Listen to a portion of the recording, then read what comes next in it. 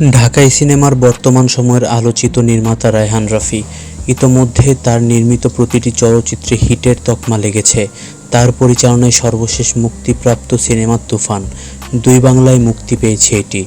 এদিকে গুঞ্জন রয়েছে ব্যক্তিগত জীবনে চিত্রনায়িকা তমা মির্জার সঙ্গে প্রেমের সম্পর্কে রয়েছেন রায়হান রাফি।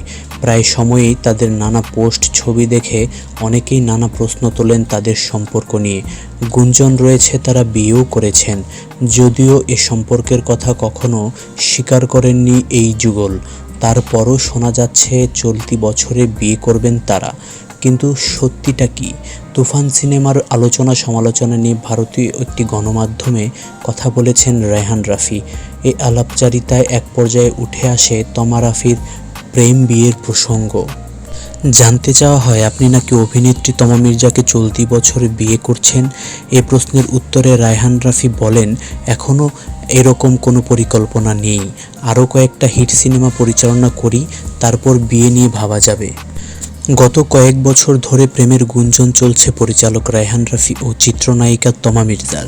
এই গুঞ্জন নিয়ে কেউই সরাসরি মুখ না খুললেও ইতোমধ্যে শোনা যাচ্ছে শাকিব খানও নাকি শুভকামনা জানিয়েছেন রায়হান রাফিকে।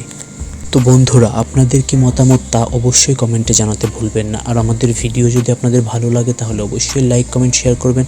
আর আমাদের চ্যানেলটিকে সাবস্ক্রাইব করে আমাদের পাশেই থাকবেন। ধন্যবাদ।